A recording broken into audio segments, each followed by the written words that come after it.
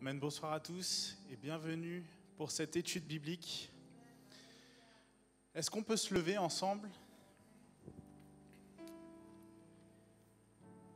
On va remettre cette étude entre les mains du Seigneur, que le Seigneur puisse vraiment nous parler, qu'il puisse conduire tout ce qui va se passer à partir de maintenant et même depuis avant, mais qu'il puisse conduire ce moment spécifiquement pour que sa parole soit annoncée et qu'elle puisse pénétrer nos cœurs. Amen, Seigneur Jésus. Toi qui es grand, toi qui es glorieux. Seigneur Jésus, merci pour ta présence, Seigneur Jésus. Merci pour cette opportunité que tu nous donnes de nous retrouver entre frères et sœurs. Seigneur Jésus, dans ce lieu qui t'est dédié. Seigneur Jésus, dans lequel tu manifestes ta présence. Seigneur Jésus, ce lieu, Seigneur, dans lequel nous pouvons te louer, t'adorer librement. Seigneur Jésus, viens au milieu de nous dans ce moment. Seigneur, autour de ta parole, Seigneur Jésus. Que tu puisses conduire toutes choses. Seigneur, que tu puisses encore nous parler. Seigneur Jésus, viens ouvrir nos cœurs, nos pensées, Seigneur, notre intelligence, Seigneur Jésus, afin que ta parole pénètre nos cœurs, qu'elle puisse tomber dans la bonne terre, Seigneur Jésus, qu'elle puisse grandir et porter du fruit. Seigneur, pose ta main sur moi, Seigneur, inspire-moi, Seigneur, parle au travers moi, Seigneur, que rien de ce que je puisse dire ne puisse venir de moi, mais que cela puisse venir de ta parole, qui est la vérité. Seigneur Jésus, que rien, Seigneur Jésus, ne puisse empêcher ta parole d'être proclamée, Seigneur, et d'être reçue. Seigneur Jésus, nous proclamons cela. Alléluia, parce que tu es grand, bon, et tu veux nous voir grandir, Seigneur Jésus. Alléluia, merci Seigneur Dieu Tout-Puissant. Est-ce qu'on peut acclamer Seigneur parce qu'il est glorieux? Alléluia. Alléluia, alléluia. Amen. Amen, merci Seigneur. Vous pouvez vous asseoir. Et aujourd'hui, nous sommes dans cette deuxième étude biblique sur l'épître, la première épître de Pierre. Et on en a parlé un petit peu la semaine dernière, et la leçon d'aujourd'hui, c'est la gloire tout au long du chemin. Amen. Amen. Et le thème de toutes ces études, c'est « Soyez pleins d'espérance ». Parce que la gloire de Dieu nous donne l'espérance. Amen. Amen. Donc la portion d'écriture que nous allons étudier aujourd'hui, c'est 1 Pierre, chapitre 1, versets 2 à 12. On va lire ça au fur et à mesure, donc vous pouvez ouvrir vos Bibles et la garder ouverte à ce niveau-là. La gloire. Qu'est-ce que la gloire? Quand est-ce qu'on parle de la gloire? Alors, quand on est chrétien, qu'on connaît la Bible, on sait très bien que le mot gloire est quelque chose de commun pour nous.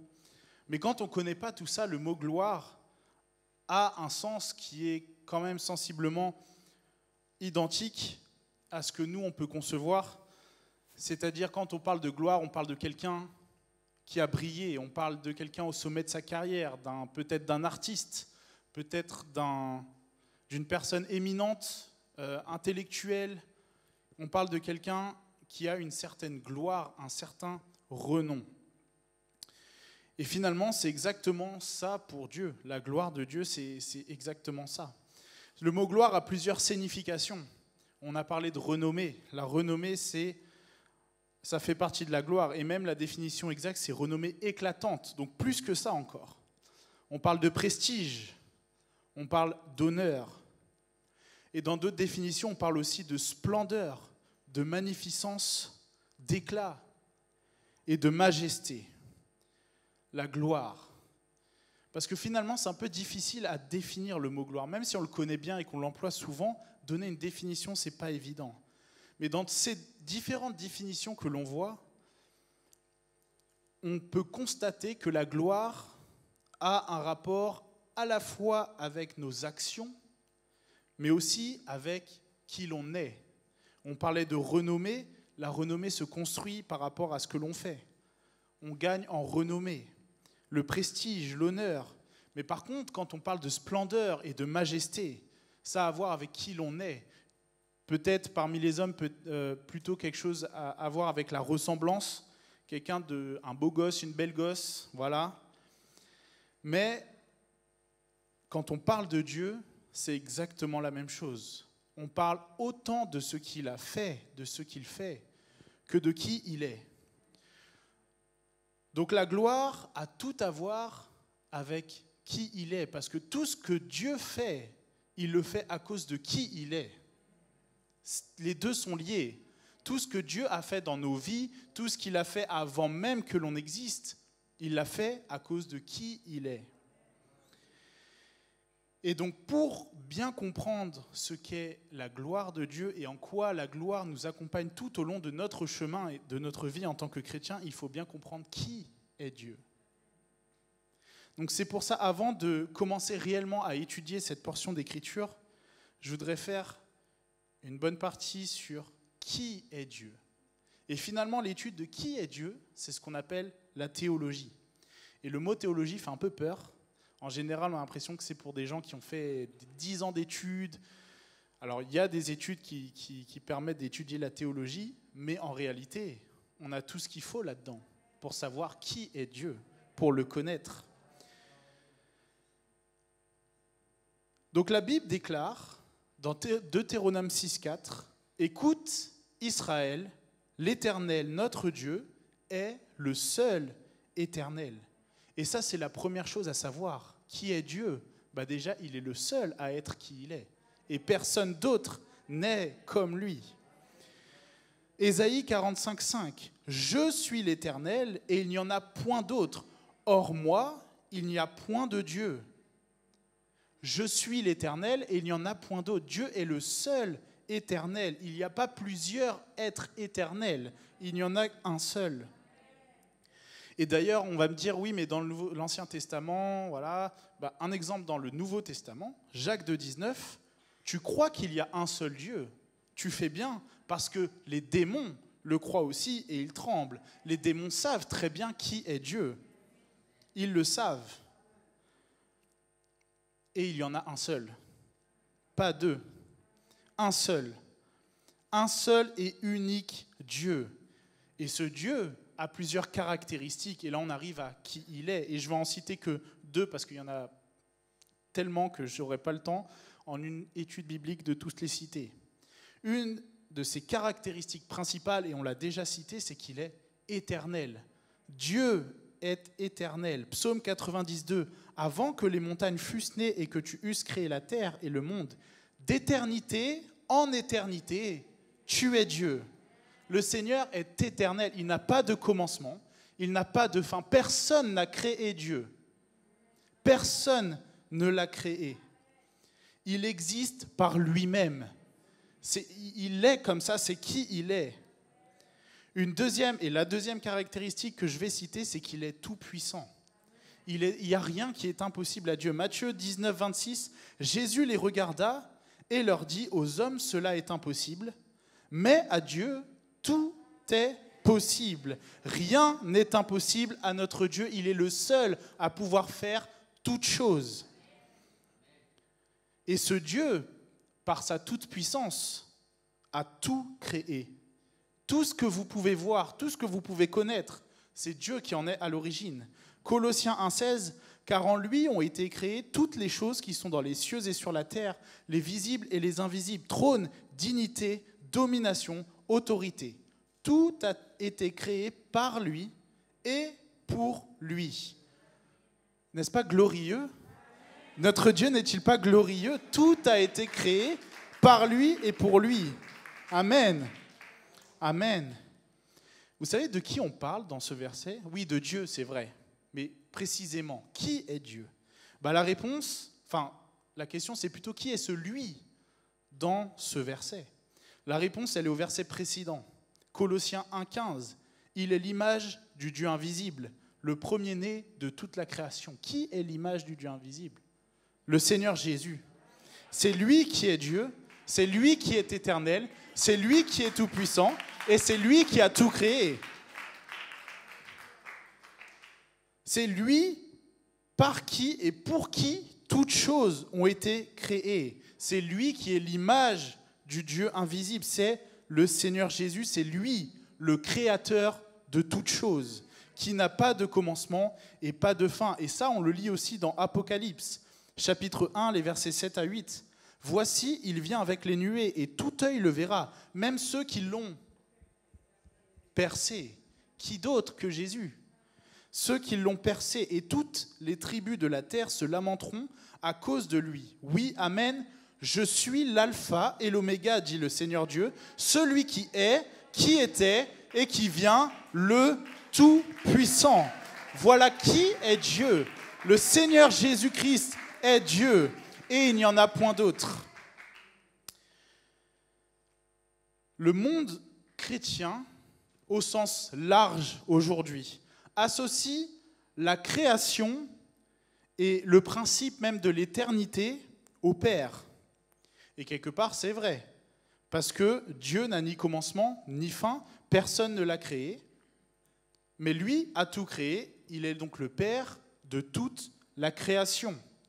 Donc si le Père est éternel et que le Seigneur Jésus, qu'on appelle souvent le Fils, est éternel, et s'il y a un seul éternel, alors le Père et le Fils sont un. Pas deux, ils sont un. Et finalement, même le Seigneur Jésus nous le dit dans Jean 10, 30, « Moi et le Père, nous sommes un ». Il le déclare. Et même plus profondément que ça, il le dit aussi dans Jean 8, 58, où il dit « Avant qu'Abraham fût, je suis ». Et ce « je suis » en grec, c'est « ego émi ». Et ce « ego émi » fait référence à l'Ancien Testament, à Exode 3, verset 14, quand Moïse rencontre Dieu devant le buisson ardent, où Dieu lui déclare, dit au peuple d'Israël, celui qui s'appelle « Je suis » m'a envoyé. Ce « Je suis », c'est Jésus-Christ parce qu'il l'a déclaré. Yahweh est le Seigneur Jésus-Christ. Et d'ailleurs, quand les Juifs ont crucifié le Seigneur Jésus, ils voulaient se moquer de lui et écrire au-dessus de lui sur le bois « Jésus, roi des Juifs ». Sauf que problème pour eux, en hébreu, les initiales de cette phrase, c'est YHWH. Et ça, c'est Yahweh. Ils ne voulaient pas voir Yahweh, ils sont allés voir Pilate en disant « Mais regarde, on ne peut pas écrire ça, il faut enlever quelque chose ». Pilate a dit « Ce que j'ai fait, je l'ai fait ». Pourquoi ? Parce que le Seigneur Jésus-Christ est Yahweh. Et il n'est pas juste Yahweh, il est Yahweh Shua. C'est la signification en hébreu de Jésus. Jésus en hébreu, c'est Yahweh Shua. Et ça signifie Dieu sauveur. Parce que le Père éternel, dont on parle depuis tout à l'heure, s'est manifesté en chair. Ça fait partie des choses qu'il a faites. On a parlé de qui il est, maintenant on commence à parler des choses qu'il a faites. Dans 1 Timothée 3,16, « Et sans contredit, le mystère de la piété est grand. » Le mystère est grand. Il n'est pas impossible à comprendre, il est juste grand. « Celui qui a été manifesté en chair, justifié par l'Esprit, vu des anges, prêché aux gentils, cru dans le monde, élevé dans la gloire. » Voilà qui est le Seigneur Jésus, il est Dieu manifesté en chair. Et d'ailleurs, dans la Bible, le Père, le Fils et le Saint-Esprit ont le même nom. Ils ont un seul nom. Matthieu 28, 18, « Allez, faites de toutes les nations des disciples, les baptisant au nom du Père, du Fils et du Saint-Esprit. » 19, pardon, pas 18. « Allez, faites de toutes les nations des disciples, les baptisant au nom du Père, du Fils et du Saint-Esprit. » Au nom est au singulier dans ce verset. Il y a un seul nom pour le Père, le Fils et le Saint-Esprit.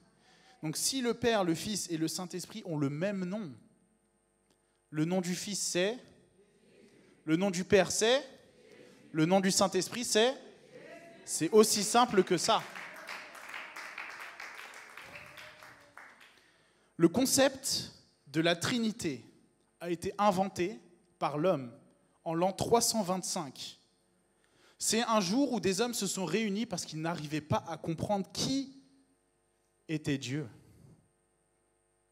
Ils ont essayé de l'expliquer par eux-mêmes et ça a donné un concept théologique qui s'est extrêmement répandu et qui a pris quasiment toute la place dans le monde chrétien. Et le problème, c'est que c'est un concept erroné, bibliquement. Il ne peut pas y avoir 3 personnes en une divinité. On vient de le voir, les 3 ont le même nom. Ils ont les mêmes caractéristiques. Et d'ailleurs, ça n'a aucun sens quand on y réfléchit. 3 personnes, un Dieu, ça ne tient pas debout. Et on ne peut pas dire qu'on ne peut pas comprendre Dieu, parce qu'en soi, c'est vrai, les voies de Dieu ne sont pas les nôtres.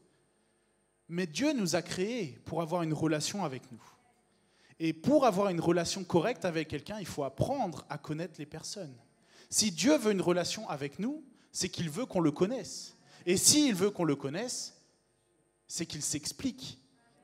Déclare qui il est. Et merci Seigneur que dans sa parole, il dit qui il est. Ce n'est pas un mystère qui est impossible à résoudre. Non, le Seigneur déclare dans sa parole qui il est. Qui il est. Il est le Père parce qu'il a tout créé. Il est le Fils parce qu'il nous a sauvés. Et il est le Saint-Esprit parce qu'il se manifeste au milieu de nous. Amen. Alléluia. Père, Fils et Saint-Esprit ne sont pas trois personnes. Père, Fils et Saint-Esprit sont des titres qui représentent des fonctions de Dieu. Et c'est ces fonctions-là que je viens de citer. Père, Créateur, Fils, Sauveur et Saint-Esprit, celui qui se manifeste au milieu de son peuple. Quand vous appelez un artisan pour faire votre salle de bain, cette personne va certainement tout refaire. Il va toucher la tuyauterie de votre salle de bain et à ce moment-là, ce sont ses compétences de plombier qui vont être mises en avant. Mais cette même personne, quand il va refaire les lumières de la salle de bain, ce sont ses compétences d'électricien qui vont être mises en avant. Le moment où il touche les fils électriques, il n'est pas plombier. Pourtant, il est à la fois électricien et plombier en général. Je peux vous donner un autre exemple. Chacun d'entre nous d'ailleurs, on a nos parents. On est tous enfants, fils et filles de quelqu'un. Et pour tous ceux qui sont parents, ils sont en même temps père ou mère de quelqu'un. Ces personnes-là sont à la fois père, mère et fils et fille. Ils sont à la fois parents et enfants. Ce n'est pas parce que parents et enfants nous semblent à la base quelque chose d'incompréhensible non, on peut être les deux à la fois. Certains d'entre vous tous qui êtes parents ici, vous êtes les deux à la fois, parents et enfants. Avec Dieu, c'est exactement la même chose. Il est à la fois Père parce qu'il est créateur, Fils parce qu'il est sauveur et Saint-Esprit parce qu'il se manifeste au milieu de nous. Donc quand Dieu s'est manifesté en chair, il s'est limité lui-même. Il nous a créés avec toute une sorte de limitation, toutes sortes de limitations. On ne peut pas s'envoler parce qu'il y a la gravité. Je ne peux pas m'étendre, je suis limité dans l'espace, j'ai un corps. Il y a toutes sortes de limitations, je ne peux pas voir derrière moi parce que mes yeux ils sont là. Tellement de choses que je ne peux pas faire, et vous non plus. Et bien Dieu a pris toutes ces limites et il a dit, je vais rentrer dans ce cadre. Je vais me mettre dans ces limites, je vais leur montrer comment on vit malgré ces limites. Donc quand le Seigneur Jésus était sur terre, il avait faim parce qu'il était limité, il avait besoin de manger. Il avait soif. Il était fatigué, il avait envie de dormir. Il avait toutes ses émotions, certainement énervé à certains moments. D'ailleurs, dans le temple, il était très énervé. Mais le Seigneur s'est limité lui-même. Et au moment où il faisait tous ces miracles, où sa renommée montait, où il commençait à se répandre, à ce moment-là, il sortait de sa limite et il dit, là, c'est moi en tant que Dieu qui vais agir. Si je peux pardonner les péchés, c'est parce que je suis Dieu. Si les gens m'adorent et que je les laisse faire, quand Thomas tombe devant lui pour dire « Mon Seigneur et mon Dieu » et que le Seigneur Jésus le laisse faire, c'est parce qu'il est Dieu. C'est lui qui est Dieu. Donc Père, Fils et Saint-Esprit, c'est une seule entité. Un. Et on appelle ça l'unicité de Dieu. Et toutes ces choses, qui il est et tout ce qu'il a fait que Dieu est un Dieu glorieux. Et là, on en revient à notre étude.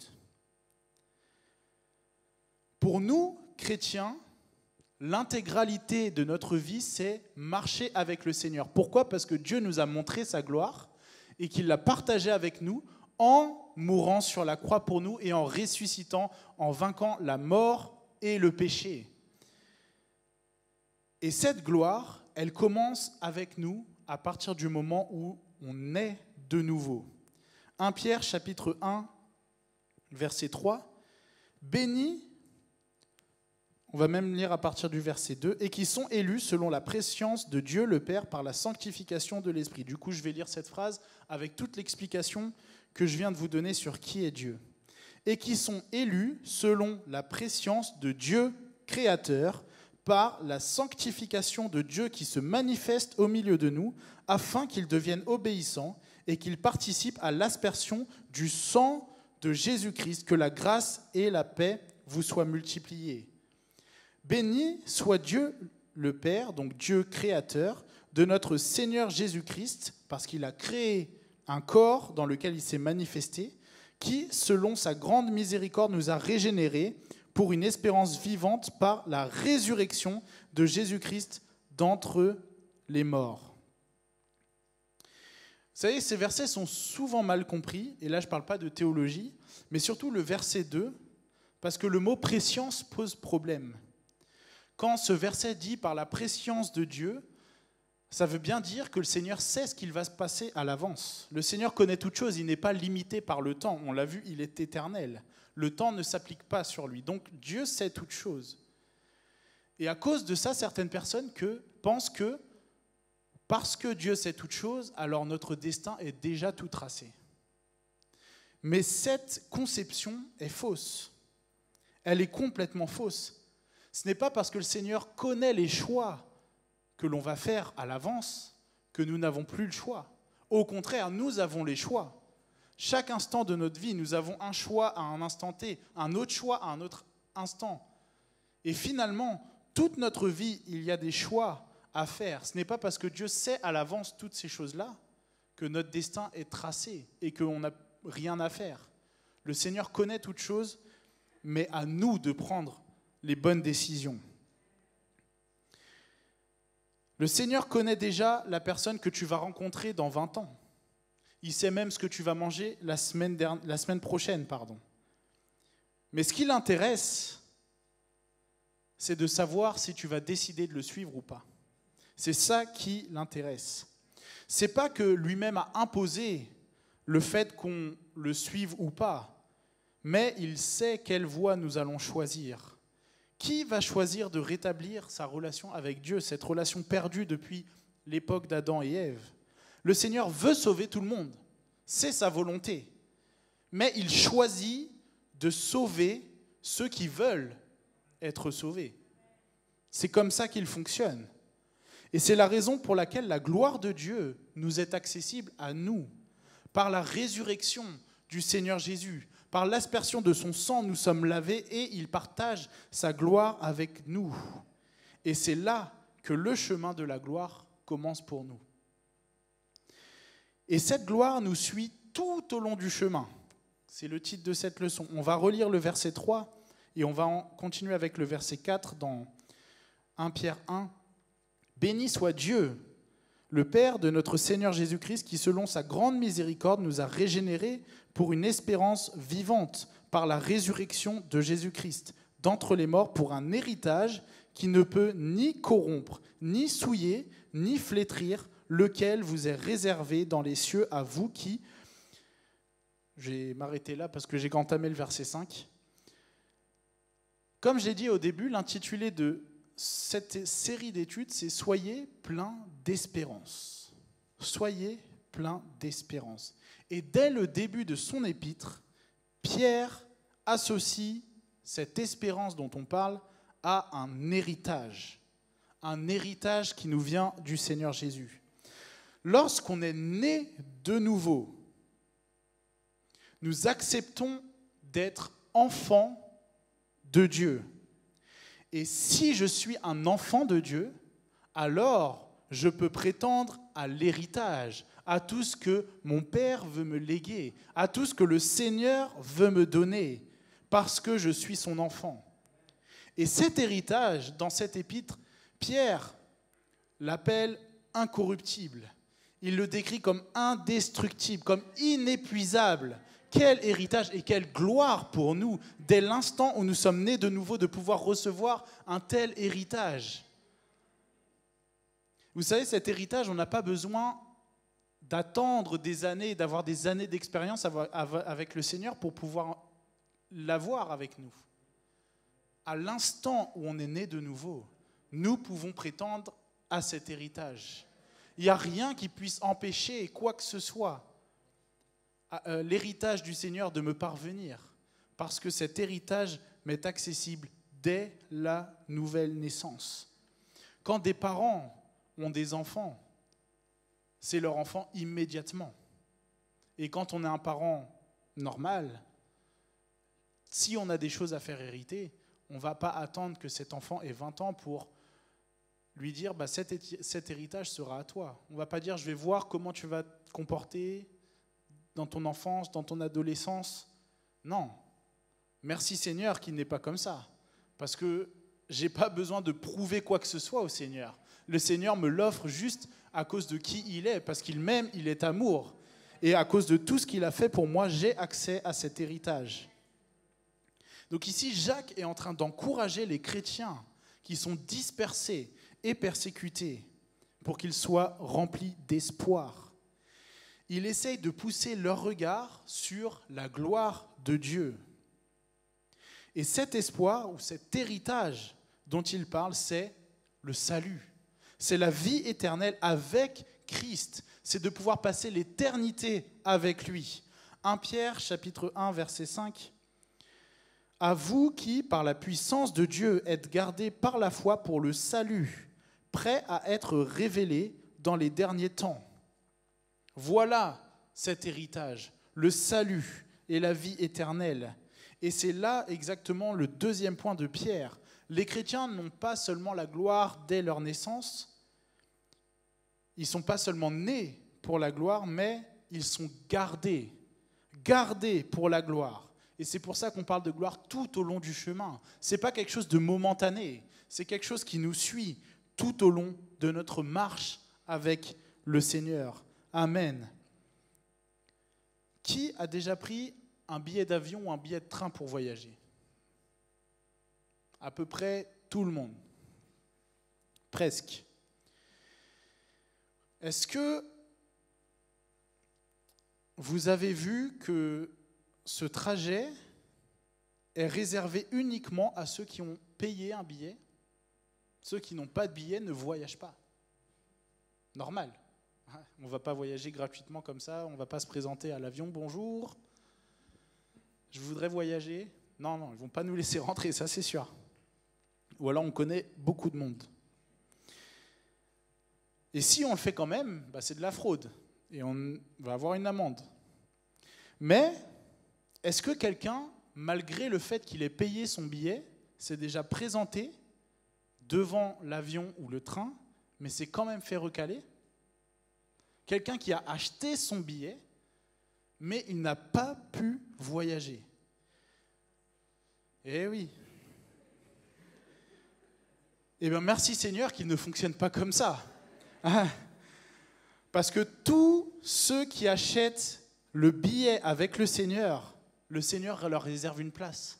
Il n'est pas limité dans le nombre de places. Il n'y a pas un certain nombre de sièges pour lesquels il va choisir certaines personnes qui vont venir remplir. Non, le Seigneur prépare une place pour tous ceux qui le veulent et il n'y a aucune exception. Donc si à notre naissance, notre nouvelle naissance, nous obtenons cet héritage, et si cet héritage, nous le gardons tout du long, alors nous aurons une place auprès du Seigneur Jésus-Christ pour l'éternité. Amen. Et nous partirons en voyage avec lui. Amen. Et c'est pour cette raison que Dieu s'est manifesté en chair, qu'il a souffert pour nous, qu'il s'est laissé mourir sur la croix et qu'il a ressuscité. C'est pour ça aussi qu'il s'est réduit au rang des malfaiteurs. Le Seigneur s'est dépouillé de sa gloire pour que nous puissions avoir accès à cette gloire. Waouh! Le Seigneur a mis de côté sa gloire pour nous accorder sa gloire. Nous qui ne sommes rien, qui ne méritons rien, qui sommes limités, lui qui est tout puissant, on a dit ses caractéristiques, il est éternel. Lui a mis sa gloire de côté, il a servi les hommes, il a lavé les pieds des hommes pour que nous puissions avoir accès à sa gloire, pour que nous puissions avoir cet héritage. Amen. Quelle gloire, quel Dieu glorieux nous servons. Amen. Il n'y a vraiment personne, aucun Dieu dans le monde qui est aussi glorieux. Quel autre Dieu dans le monde est venu servir les hommes? Aucun. Et pourtant, c'est lui le seul vrai Dieu. Et pourtant, c'est lui qui est tout-puissant et qui n'a aucune limite. Amen. Le troisième point que Pierre aborde, c'est que les chrétiens sont aussi préparés pour sa gloire. Plus on marche avec le Seigneur et plus on évolue de gloire en gloire et de victoire en victoire. 1 Pierre chapitre 1 versets 6 et 7. C'est là ce qui fait votre joie, quoique maintenant, puisqu'il le faut, vous soyez attristés pour un peu de temps par diverses épreuves, afin que l'épreuve de votre foi, plus précieuse que l'or périssable, qui cependant est éprouvé par le feu, ait pour résultat la louange, la gloire et l'honneur, lorsque Jésus-Christ apparaîtra.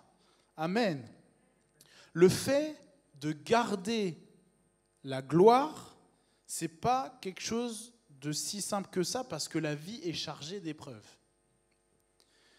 Et pourtant, on doit réaliser plusieurs choses, nous en tant que chrétiens. La première chose, c'est que les épreuves sont nécessaires. Ici, Pierre dit, puisqu'il le faut que vous passiez par des épreuves comme celle-ci. C'est quelque chose qui est nécessaire et inévitable. Et c'est un peu contradictoire. Nous, on ne veut pas d'épreuves. On ne veut pas vivre de mauvais moments. Mais c'est quelque chose qui est nécessaire pour nous, autant que manger, boire, respirer. La deuxième chose, c'est que les épreuves sont diverses. Tout le monde ne passe pas par les mêmes épreuves. Une épreuve que mon frère peut traverser, pour moi, ce ne sera pas forcément si dur que ça. Mais par contre, une épreuve que lui aura passée facilement, pour moi, ce sera compliqué. Et puis surtout, personne ne passe par les mêmes épreuves. On a tous des vies différentes. Nos vies sont variées. On est une église ici multiculturelle, on vient d'horizons différents. On a des vies très différentes. On a des épreuves diverses. Le troisième point, c'est que les épreuves sont douloureuses. Et oui, le Seigneur est au courant. Il n'est pas surpris par le fait qu'une épreuve soit douloureuse. Il le sait. Et Pierre le mentionne. Mais la plus grande des choses, c'est la quatrième chose, c'est que les épreuves sont des outils pour Dieu, des outils pédagogiques pour nous faire grandir, pour nous former. En Orient, les bijoutiers font fondre l'or pour enlever toutes les impuretés. L'or passe par le feu pour qu'il n'y puisse y avoir que de l'or et rien d'autre. Leur but est de voir leur visage se refléter dans l'or. C'est ce qu'ils font. Ils enlèvent tellement les impuretés qu'ils peuvent se voir dans l'or, dans le métal. Mais lorsque Dieu permet que nous passions par le feu de l'épreuve, c'est pour nous former, pour nous faire grandir et pour nous permettre de le refléter, lui, davantage. C'est ça le but des épreuves. Job 23:10, il connaît pourtant la voie où je me tiens. Quand il m'aura mis à l'épreuve, j'en sortirai pur comme l'or. Amen. Merci Seigneur. Heureusement que les épreuves ne sont pas là pour rien. Non seulement on souffrirait et en plus il n'y aurait aucun but. Non, le Seigneur n'est pas comme ça. Merci Seigneur. Nous ne verrons pleinement la gloire de Dieu que si on est fidèle dans les épreuves de la vie. Parce que ce n'est pas le tout d'avoir l'héritage à la naissance et de le garder tout au long de sa vie. Mais il faut aussi le garder et le préserver au moment où c'est difficile de le faire. Cet héritage est si précieux qu'une épreuve ne doit pas être un obstacle pour moi de la recevoir. Non, Seigneur, ne permets pas que je lâche ton héritage. Peu importe les preuves que je traverse. Seigneur, je ne veux pas abandonner ta gloire. Tu me l'as donnée et à un prix extrêmement coûteux. Donc je veux la garder quoi qu'il en coûte. Amen. Amen. Et pourtant, malgré tout ce que je viens de dire, on arrive au dernier point. Les chrétiens peuvent jouir de la gloire de Dieu dès maintenant. La gloire n'est pas juste pour la fin, quand le Seigneur va revenir. Dès maintenant, on peut jouir de la gloire de Dieu. Même au milieu de nos souffrances, même au milieu de l'épreuve, je peux jouir de la gloire de Dieu. Et ce par 4 moyens. 1 Pierre chapitre 1 versets 8 et 9. Lui que vous aimez sans l'avoir vu, en qui vous croyez sans le voir encore, vous réjouissant d'une joie ineffable et glorieuse, parce que vous obtiendrez le salut de vos âmes pour prix de votre foi. Le premier moyen, c'est aimer Dieu. Aimer Dieu. Et le fait d'aimer Dieu, c'est notre réponse à nous de son amour. C'est notre réponse pour la foi que l'on a en ce qu'il a fait pour nous, à quel point il nous aime. 1 Jean 4, 19, pour nous, nous l'aimons parce qu'il nous a aimés le premier. Le deuxième moyen, c'est de croire en Christ. Parce que je crois au Seigneur, je crois en sa parole. Et parce que je crois en sa parole, je crois en toutes ses promesses. Et je crois que chacune d'entre elles est pour moi. Que je ne suis pas exclu de toutes ces choses-là, que ces promesses font partie de cet héritage que le Seigneur m'accorde. Le troisième moyen, c'est le fait de se réjouir en Christ. On a parlé il n'y a pas longtemps de la louange, et c'est exactement ce principe-là qu'on applique au moment où on loue le Seigneur malgré les épreuves. C'est ça la louange. Se réjouir en Christ nous accorde la victoire. Amen. Et ce ne sera pas forcément une victoire comme on l'imagine. Souvent, quand on pense à la victoire, on pense à la fin de l'épreuve. On pense même à ce que la balance se retourne et qu'on était au plus bas et maintenant on va être au plus haut. Le Seigneur peut le faire, hein ? Mais notre victoire n'est pas toujours celle que l'on attend, celle qu'on a imaginée. Mais le Seigneur aime quand on se réjouit. Et ensuite, lui manifeste sa gloire dans nos vies et dans la louange. Et quel que soit le résultat de cela, je peux me réjouir et je peux continuer à louer et à adorer le Seigneur. Amen. Et le dernier moyen, c'est le fait de recevoir Christ. Recevoir Christ. Tout ça, c'est dans les versets qu'on vient de lire. Nous connaissons toutes les promesses de Dieu. Pour la plupart d'entre nous, on sait, le Seigneur a promis beaucoup de choses. Et on aime bien les proclamer, on aime bien les chanter même, on aime bien s'en rappeler. Et nous savons comment être sauvés. Et nous savons ce que ce salut nous apportera. On connaît tout ça, on le sait. Et on reçoit tout ça de la part du Seigneur. C'est ça notre héritage. Et ça, c'est une chose glorieuse. Non seulement on va recevoir, mais en plus, on reçoit déjà aujourd'hui. On reçoit déjà maintenant. On n'a pas besoin d'attendre la fin des temps pour recevoir la gloire de Dieu. On n'a pas besoin d'attendre son retour pour recevoir la gloire de Dieu. Le salut nous est accordé maintenant.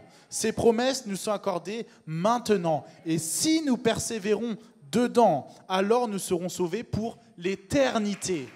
Amen. Alléluia. Rendons-nous compte que recevoir clairement ces choses du Seigneur, ça n'a pas été donné à tout le monde.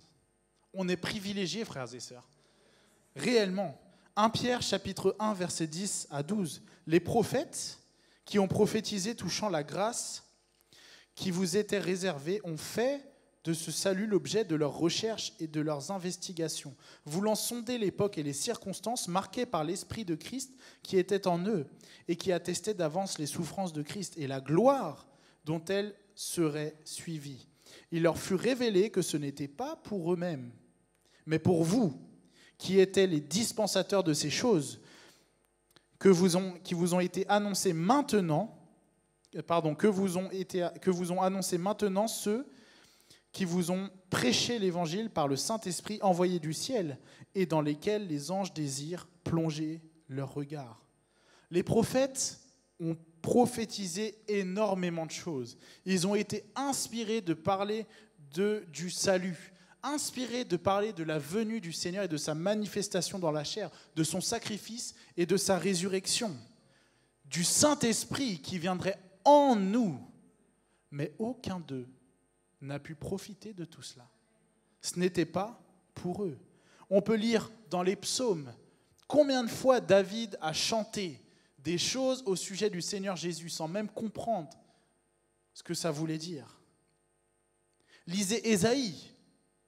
Ésaïe est celui qui a probablement le plus parlé du Seigneur Jésus dans l'Ancien Testament. Il savait qu'il y avait quelque chose à l'intérieur de ce qu'il disait, mais il n'a jamais pu apercevoir la gloire de tout ce qu'il disait.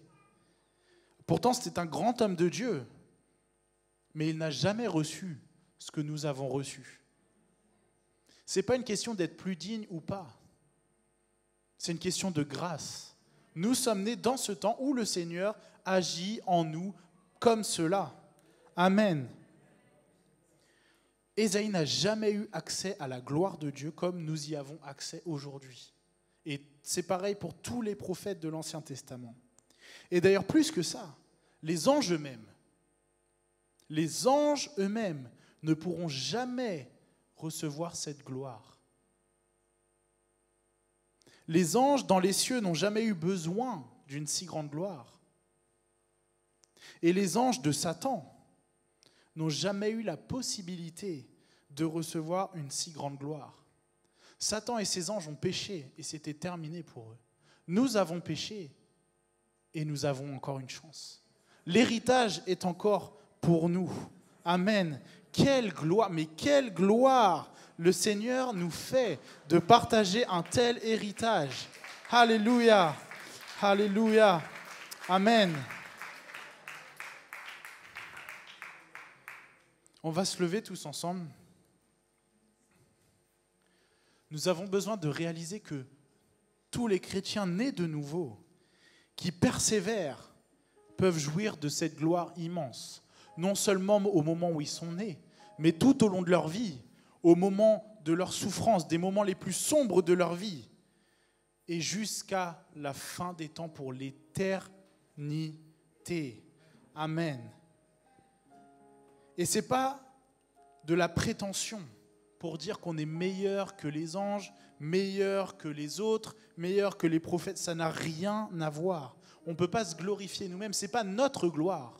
Parce que la gloire des hommes, Pierre, on va le voir plus tard, il le décrit comme une herbe sèche. Ça flétrit, ça sèche. La gloire des hommes ne vaut rien. Elle est momentanée. Elle peut paraître longue, peut-être pendant 100 ans, si quelqu'un arrive à préserver sa gloire tout au long de sa vie et qui vit suffisamment longtemps. Mais qu'est-ce que 100 ans comparé à l'éternité ? Qu'est-ce que 120 ans comparé à l'éternité ? Et cette gloire nous est accessible aujourd'hui. Ce n'est pas une gloire corruptible, c'est une gloire incorruptible. C'est la gloire du Père éternel de la création qui s'est manifesté en chair pour se sacrifier pour nous et qui se manifeste aujourd'hui dans nos vies. Alléluia. Est-ce qu'on peut prier tous ensemble et remercier le Seigneur pour une telle gloire ? Seigneur Jésus, je n'ai jamais rien mérité. Seigneur, je n'ai jamais rien fait pour mériter autant de grâce, autant de gloire dans ma vie.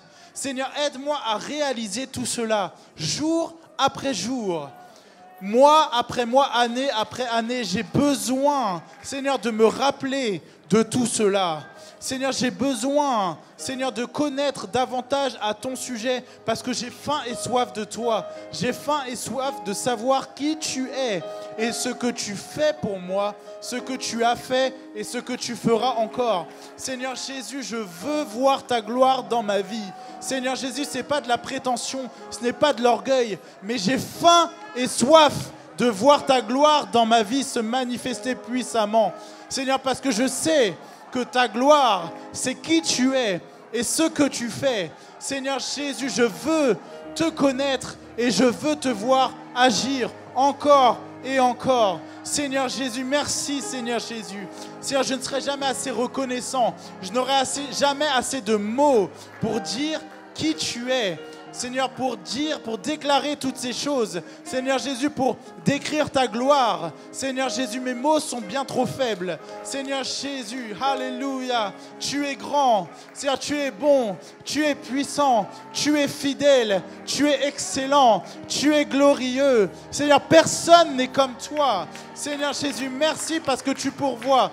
Merci parce que tu sauves. Merci parce que tu délivres. Merci parce que tu guéris. Alléluia, Seigneur, et personne ne fait les choses que tu fais. Seigneur Jésus, tu es si grand. Seigneur, tu es si bon. Seigneur Jésus, je ne suis rien. Je suis qu'un petit être humain sur la planète Terre au milieu de toute cette galaxie que tu as créée. Seigneur Jésus, le ciel est ton trône et la terre est ton marchepied. Qui suis-je? Seigneur, qui suis-je pour que tu daignes, Seigneur, manifester ta présence dans ce lieu? Qui suis-je pour que tu veuilles m'accompagner, Seigneur, à chaque instant dans ma vie? Qui sommes-nous, Seigneur, pour que tu veuilles, Seigneur, avoir une relation personnelle avec chacun de nous? Seigneur Jésus, où irai-je loin de ton esprit? Où fuirai-je loin de ta face? Seigneur Jésus, si je monte aux cieux, tu y es. Et si je me couche au séjour des morts, t'y voilà. Seigneur, parce que tu es partout, Seigneur Jésus, et que je ne peux pas me cacher de ta gloire. Seigneur Jésus, même quand Adam et Ève ont voulu se cacher, Seigneur, tu as manifesté ta gloire dans le jardin et tu es venu vers eux. Seigneur Jésus, tu es venu auprès d'eux. Seigneur Jésus, tu aurais pu nous abandonner. Mais Seigneur Jésus, par amour, Seigneur Jésus, tu as fait des choses insensées que nous ne pourrons jamais comprendre. Nous ne pourrons jamais mesurer la grandeur et la profondeur de ton amour. Seigneur Jésus, merci, Seigneur, pour tout ce que tu fais. Merci pour ce que tu es. Alléluia.